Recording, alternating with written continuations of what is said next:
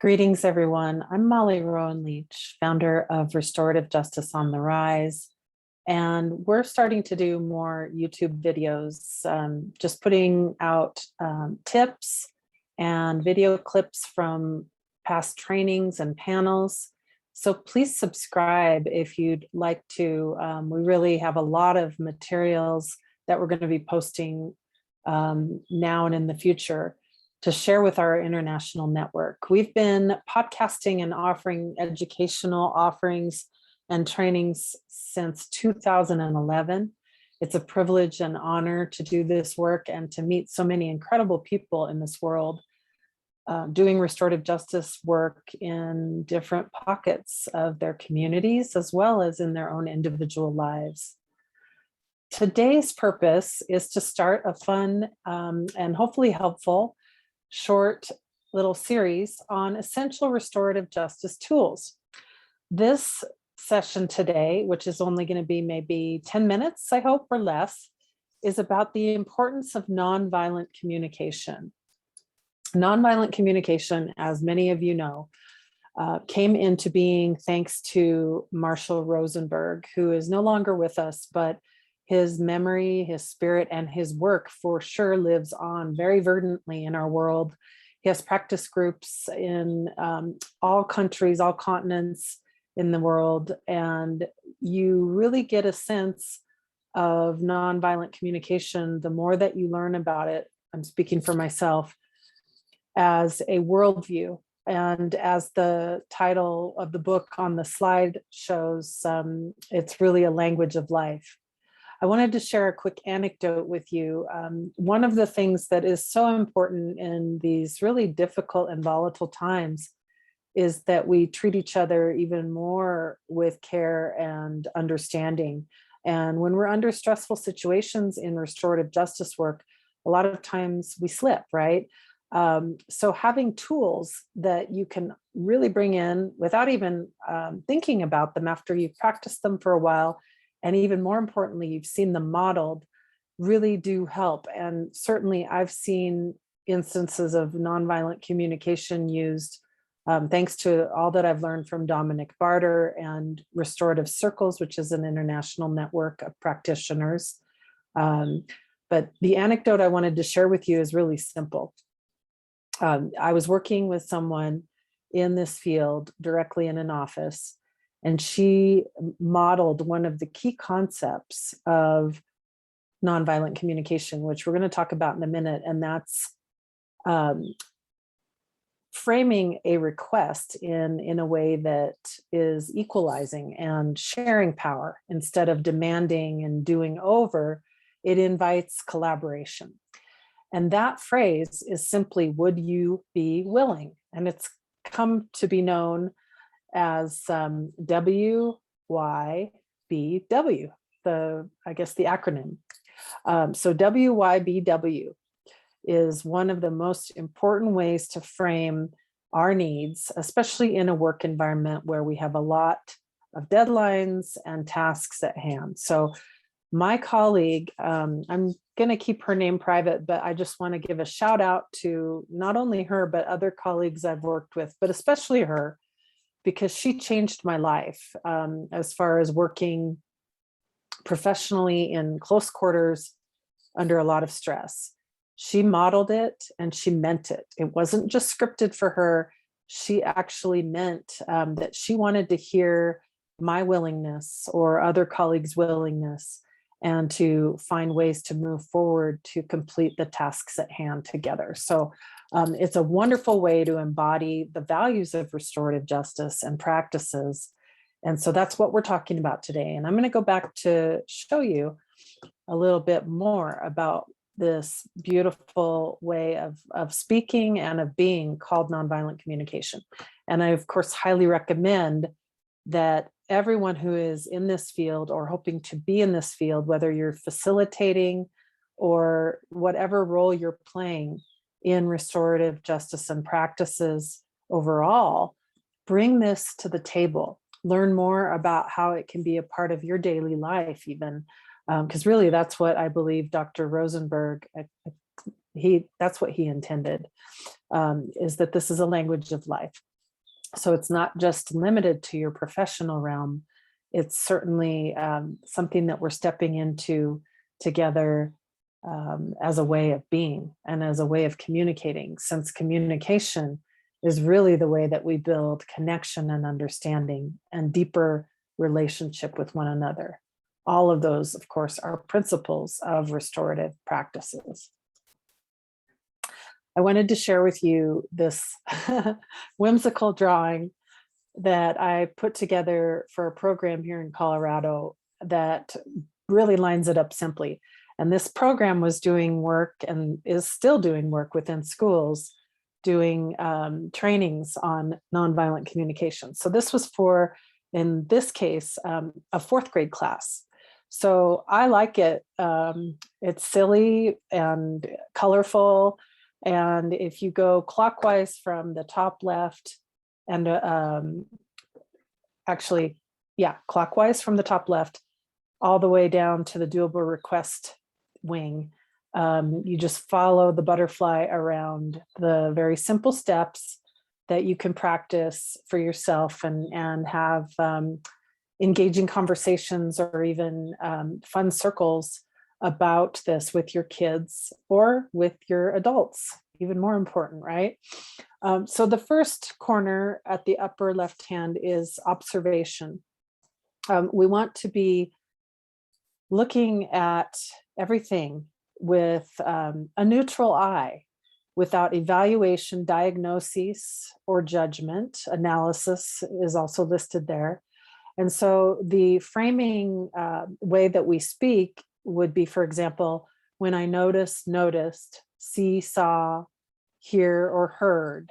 And then we go over to the feelings wing, and we're thinking about what that observation evoked in us. So we're observing something and communicating what we observed to another or others, and then how we felt. It's not unlike iMessages in many ways, so that we're keeping it out of the territory of othering and of accusatory and diagnostical evaluations, which oftentimes create a divide even before there is one, right?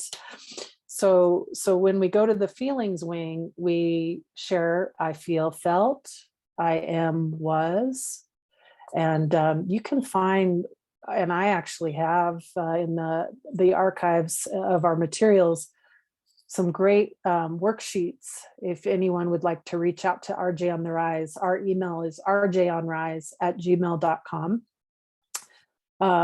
Or you can just purchase the book if you don't already have it, by Marshall Rosenberg.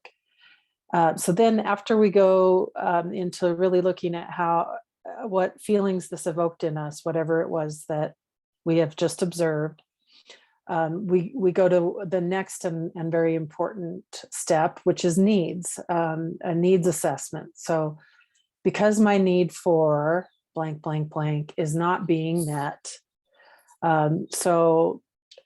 communicating our needs is at the heart of, as you know, all restorative justice work, and having our needs be heard correctly.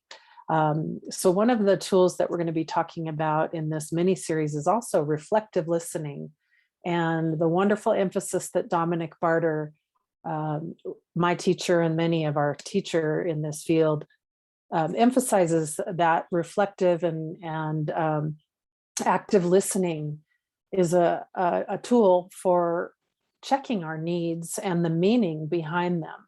So in some cases, of course, they're unmet needs. Some cases it may just be stated as a need that is general, that is a result of something, not necessarily an unmet need, but definitely a need. So feelings, needs, and observations are at the heart of this work that Marshall Rosenberg has brought forward. And nonviolent communication really is about, in many ways, the same idea that we're looking at in the restorative justice field, that every human being has something valuable inherently. And Mr. Rogers talked about it too. just for being you. You come to the table with something. So we're wanting to reach that space, and not divide, because it's very tempting to want to be diagnostic and power over in the way that we speak to each other. And again, especially in the many cases that there is extreme stress and pressure and deadlines within our work environments. So I strongly encourage the use of NVC for within schools, within staff, and programs that are, beyond the restorative justice field. Not to mention for ourselves and our families. Once again, it really is looking too at the aspect of the jackal and the giraffe. That's a symbol that Marshall Rosenberg, he would bring his puppets to demonstrate the demeanor of the jackal in us and the giraffe in us, and that we really want to, even when the jackal comes out, we observe it without judgment to ourselves. We work towards making a redirection of how we speak and communicate, but without shaming ourselves when our jackal does come out. The giraffe, of course, is known as having the largest heart in the world, in the animal kingdom, and maybe even more than that. And so the giraffe is the symbol of that part of ourselves that we want to cultivate. So in that is the work here of practicing how we make observations, identify our feelings, identify our needs and unmet needs, and then going over to that last section there, the doable request. So I'm wondering, would you be willing to? So this may seem really simple and maybe oversimplified, but guess what? It totally shifts the environment between two people, between groups, when not only you're speaking that, but you're also speaking that in your silence. So again, there's a lot of debates around scripts and scripting work and everything. Ultimately, this work is from the heart, all of it. Even sitting as a facilitator in restorative justice is a practice of working from the heart, composure, and dissolving even, so that you're an orchestrator, not a director.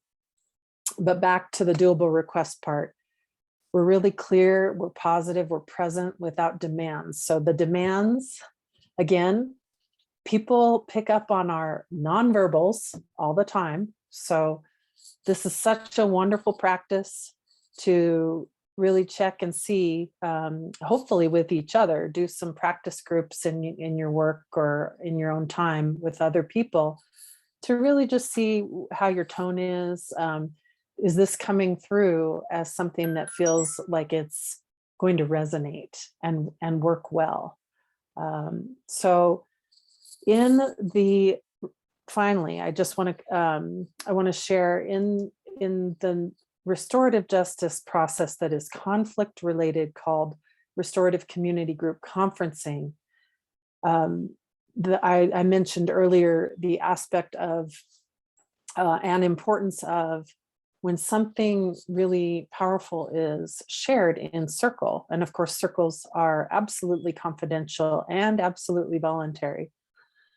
But when something significant is brought by someone, whether it's the receiver or the author, whoever it is that brings something and puts it into that space, we want to acknowledge that.